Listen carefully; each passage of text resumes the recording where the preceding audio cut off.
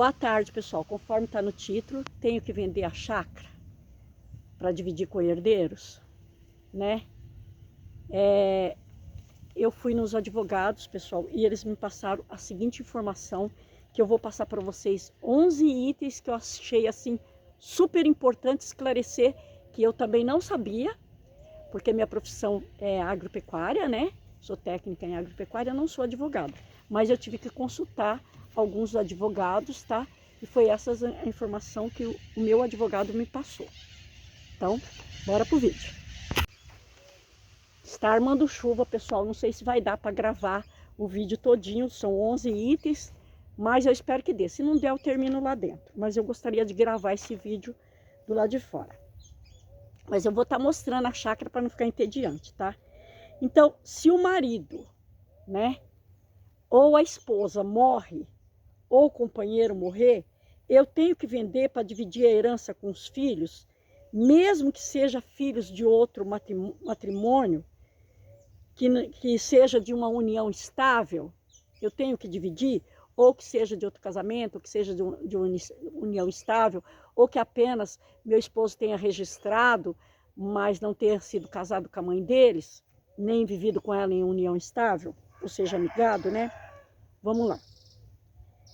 Não, pessoal, eu não tenho que vender. Eu tenho direito habitacional, tá? Eu tenho direito habitacional este imóvel, porque era a residência que eu morava junto com meu esposo, tá? E se você tá gostando do vídeo, já dá o like. Então, se você já morava nesse local, né? Você não precisa vender para estar dividindo com esses outros herdeiros. Eles são herdeiros sim, mas você tem o direito habitacional. Esse vídeo, pessoal, eu peço a vocês que assistam até o final, tá? Todos os 11 itens, senão vocês não vão entender. O que é o direito habitacional, né? Vamos lá que eu vou explicar para vocês. Resposta. Está previsto no artigo 1831, tá? Da Constituinte, do Código Civil. Está previsto lá no artigo 1831 do Código Civil, tá? E como é esse direito? 3, né? Como que é esse direito? Em qualquer regime de casamento, em qualquer regime que for, né, constituído uma família, união estável, que é os amigáveis, né, ou casamento com separação total de bens, ou casamento com comunhão de bens, não importa. O sobrevivente que ficou, o viúvo ou a viúva, tem o direito habitacional se ele morava neste imóvel, certo? Ressaltando a vocês, pessoal, que essa lei é do Brasil, tá? Vale para o Brasil, porque eu sei que no Japão, na Espanha, nos Estados Unidos, em Moçambique, eles assistem este canal também, né? Horta e Animais Domésticos. Mas essa lei é do Brasil, tá? Pode ser que em outros países tenha a mesma lei, mas essa lei é do Brasil, do Código Civil, tá? Que é a lei, que é o artigo 1831, certo? Então vamos para a quarta agora. Se eu ficar nesse imóvel, vou ter prejuízo na divisão de outros bens? Essa é a quarta pergunta, né? Se eu ficar nesse imóvel, vou ter prejuízo na divisão de outros bens?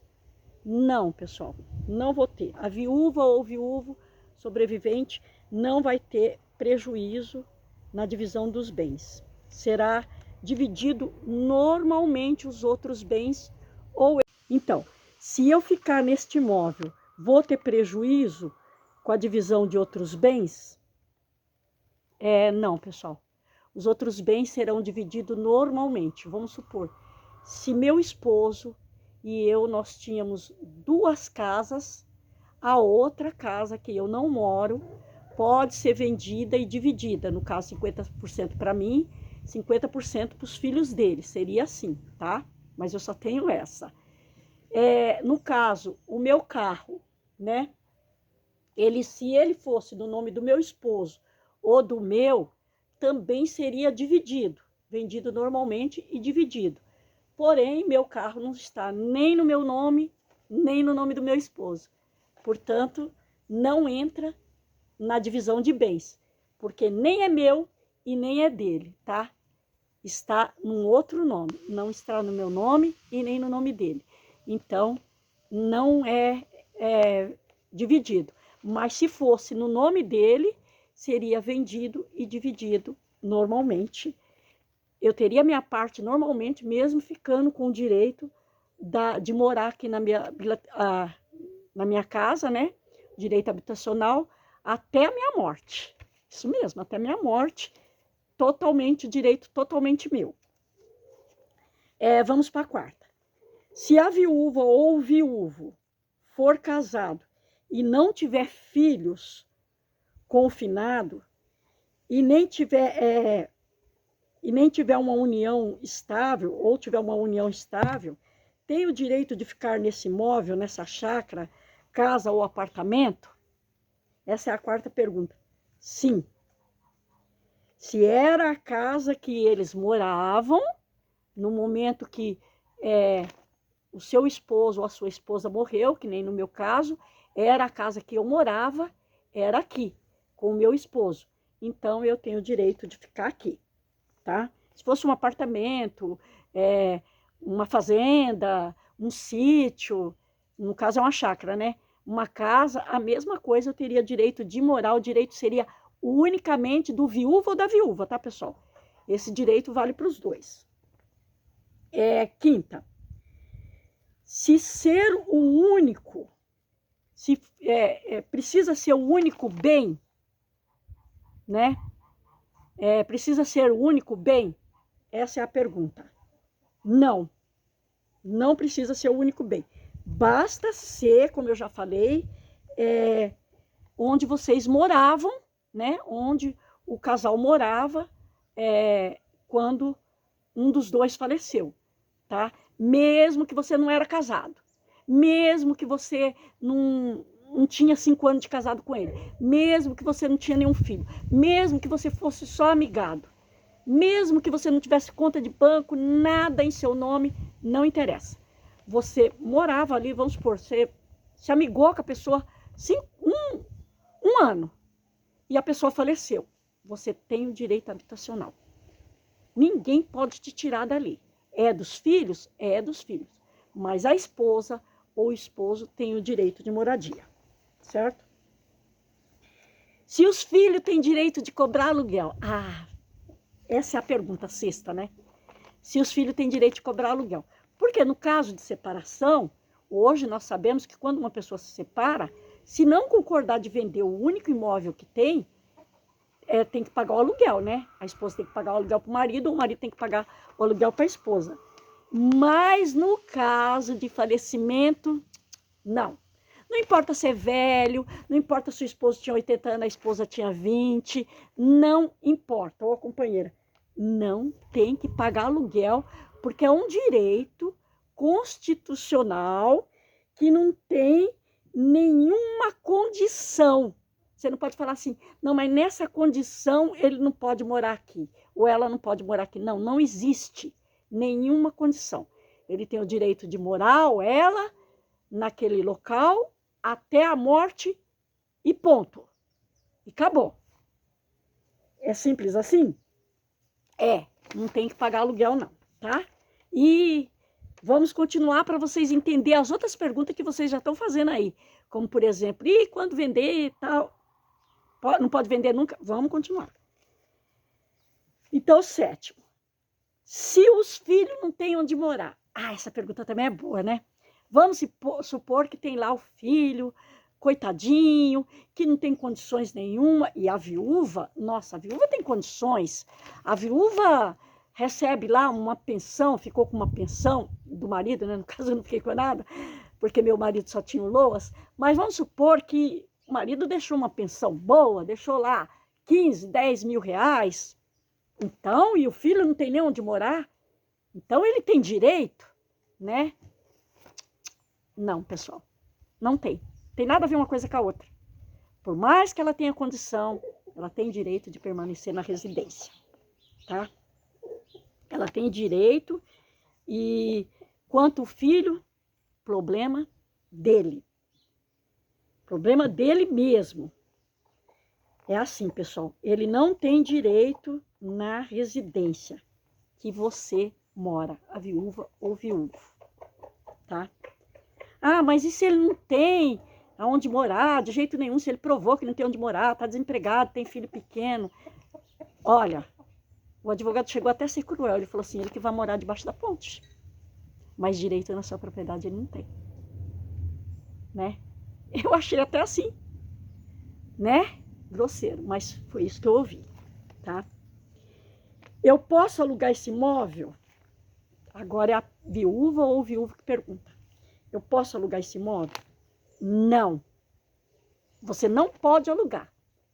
O direito é de moradia. Você tem o direito de morar. De alugar? Não.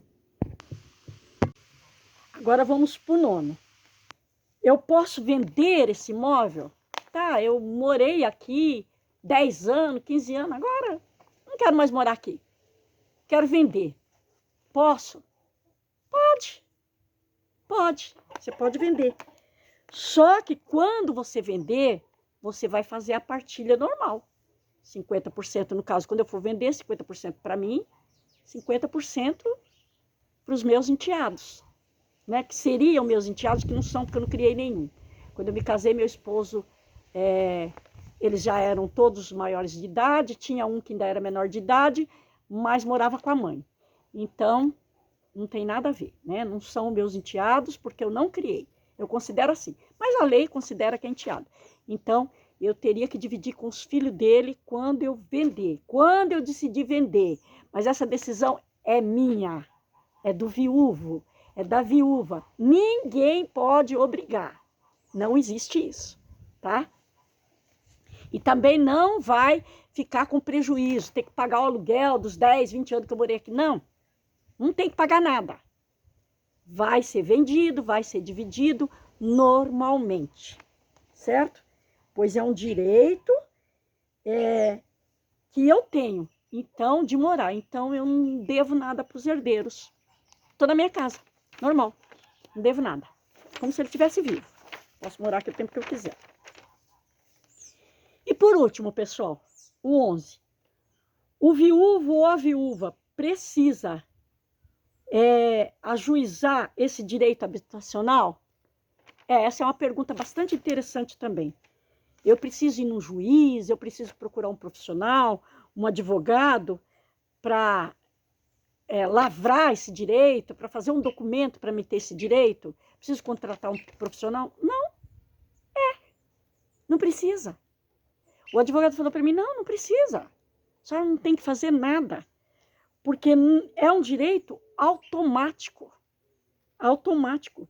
Não precisa ter nenhuma preocupação. Então, pessoal, esse é os direitos da viúva e do viúvo que eu queria esclarecer para vocês. Um beijo a todos. Se vocês gostaram do vídeo, dê o like. Se não gostou, também fala que não gostou. Coloca nos comentários a sua dúvida, porque tem mais perguntas, pessoal. Tem muito mais perguntas, só que daí o vídeo fica muito longo. Então, se vocês quiserem, depois eu faço um outro vídeo com as perguntas. Vocês colocam nos comentários, Dona Valdete, eu quero saber se é isso, ou isso que a senhora me falou no vídeo. Quero que a senhora faça um novo vídeo. Eu farei, tá bom? Então, por hoje é isso. Uma boa tarde a todos e fiquem todos com Deus sempre.